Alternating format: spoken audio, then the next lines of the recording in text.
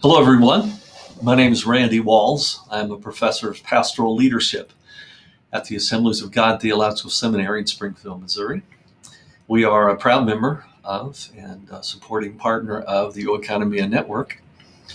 And as such, one of our responsibilities is to help provide a little bit of insight into how we're trying to embody and live out the integration of faith, work, economics, sort of whole life discipleship in the curriculum and extracurricular activities that we provide here at AGTS. I've been a professor here at the seminary for 24 years, started year 25 this fall, and I'm quite excited about yet another year of engaging young men and women in pastoral leadership and development. This is my core discipline here. It's beautiful because that provides me with an opportunity to do faith, work, economics integration in a variety of ways within the leadership portfolio of courses that I teach. And in that regard, I feel really blessed and honored to be a part of Oikonomia Network and the seminary as well for the wonderful resources and the wonderful collegiality, the friendships and professional development protocols and processes and programs that ON provides, that Karam really provides for us here now. So really grateful to be a part of this learning community and this teaching learning community. We talked just a little bit about AGTS. We are a relatively young seminary, and in many ways, we will celebrate our 50th anniversary as a seminary next fall. Number of activities that are underway to try to integrate a wonderful celebration of our 50th year. So that's an exciting thing for us as we consider what living into the future looks like, hopefully grounded in a deep commitment to what our friend Greg Boyd calls traditioned innovation, I think it is in that regard. So what AGTS has been doing, what AGTS is doing, it's really been grounded in many of the current initiatives that have helped to establish full academic integration here within our curriculum. We even had a Greek teacher who was teaching first-year Greek, baby Greek, as us Greek people go, and was integrating faith, work, economics materials from Karam, from Oikonomia Network, and in devotionals and other things she was doing in her classroom. In fact, Dr. Debbie Gill, who has since retired from the seminary, has been, perhaps still as part of the director network for Karam and the affiliates and things that we do. So our faculty sort of fully embraced this model of what it means to be actively integrated in these areas of whole life discipleship. And I think we're living up to the legacy that's been established. Kern has funded this institution quite generously over the last probably 8 to 12 years.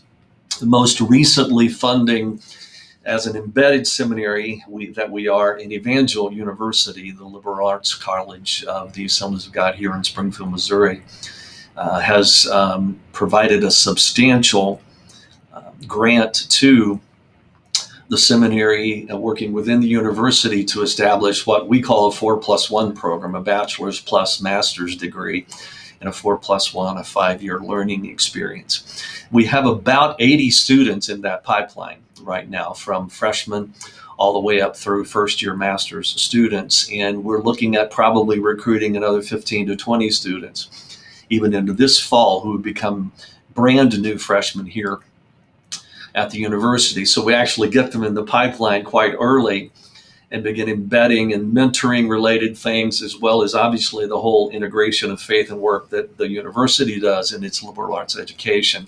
We really add the economics component and theological disciplines necessary to connect to that for our undergrad students as we prepare them for entering that 5th year of learning, where they fully embed themselves in the master's degree programs.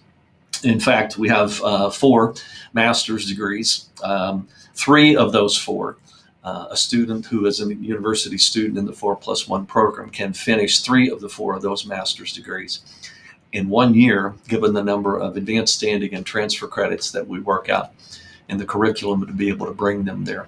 Kern has generously and liberally funded that, and actually continues to provide some supplemental funding in a number of ways in order to help us to continue to execute this program. Our goal for the probably 7-year grant proposal that we put was 110 students. Well, we're obviously about 2/3 of the way into and through that with our current students, and we're only in about year 3 of this system. And so if the Lord is faithful to us and continues to bless us in this area, we anticipate the possibility of adding much more than the 110 students that we wanted in a regular and normal pipeline. The goal is, in fact, then with 110 students in that pipeline, we can continue to feed this program with the scholarships and everything else that's associated with it. Outside donors, other lenders have been very generous with us in these areas and helped to provide monies that makes substantial scholarships available to those students, particularly in the 5th year of their program when they enter the pastoral ministry studies area of their master's programs. That 4+1 program then is something we're quite proud of, and continue to work with a number of our longtime friends in Quran, and of course all of those people with whom we all work as a part of this network. Chris Armstrong, for instance, who's taken a very active role with Kern in the accelerated pastoral development programs. So have regular communications and contacts with them. And that's one of the benefits, one of the blessings that we consider being a part here then of the network as a part of the seminary for the Assemblies of God. We also have done a very thorough academic integration, as I said. We not only have developed and established specific artifacts and emphases within each of the theology and professional and missiology, intercultural studies programs that we offer and the courses that we offer there. We've actually used what was developed as a set of learning outcomes by ON back in the day, and we've actually integrated those into our regular assessment as a part of the course learning, the regular student learning assessment that we do for our regular program outcomes. We've created the set of FWE outcomes related to the ON learning outcomes that were developed several years ago, and continue to use those. And we're seeing actual wonderful performance by our students in the assessment levels at mastery level above on those outcomes related to the specific courses in which those outcomes would be embedded. In my pastoral leadership courses, students are performing well above mastery level. And even the poorer performing students are right at or maybe just slightly below mastery level of the content related to FWE. So we're very, very excited about continuing this wonderful foundation and trend that has led us, I think, into thinking more integratively and intuitively about what does the future look like relative to being pastoral leaders, ministers, and theologians in the age that is yet to come. That's not an eschatological reference. That's simply, although I guess it could be, us Assemblies of God people tend to be rather imminent in our eschatological perspectives. And so in that regard, we look forward to the days ahead relative to the preparation that we're working to do for our students.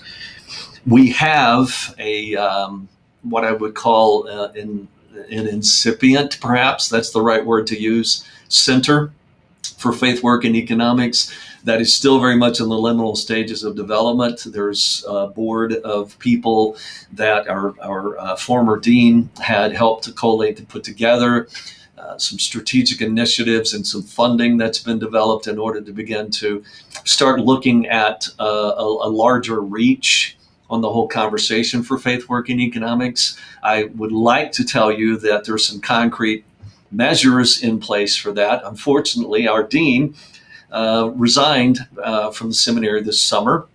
And so we're looking for a new dean, and everything related to that will likely be on hold until that person can get a little better footing into what is the seminary in order to do that. But we do have funding. We do have a strong commitment to a number of business and church leaders who really do want to see the seminary take a leading voice in a rather larger context that moves us outside just the academic protocols and portfolios that we're developing here in this conversation around this integrative element. And so we're excited about what lies ahead, and hopefully down the road when we do another video introduction of ourselves, we'll make a note about some of those events that are coming up. Finally, then, I want to thank the great work of the Karam and ON team, the investments that they've made in providing the wonderful resources, the video resources, and the weekly and regular interactive journaling that happens within the e-letters and other things that we receive, because it really does stimulate our thought. It does lead us further into this conversation. We always love to hear then from all of our colleagues who are part of that. So we consider it a great joy to be a part of this network, and just know that the Assemblies of God Theological Seminary is continuing this journey of trying to figure out exactly what the future looks like relative to how we lead people into mission and ministry. And thanks again to all of you for your participation in this network. May God's peace, grace, and blessings be with you all.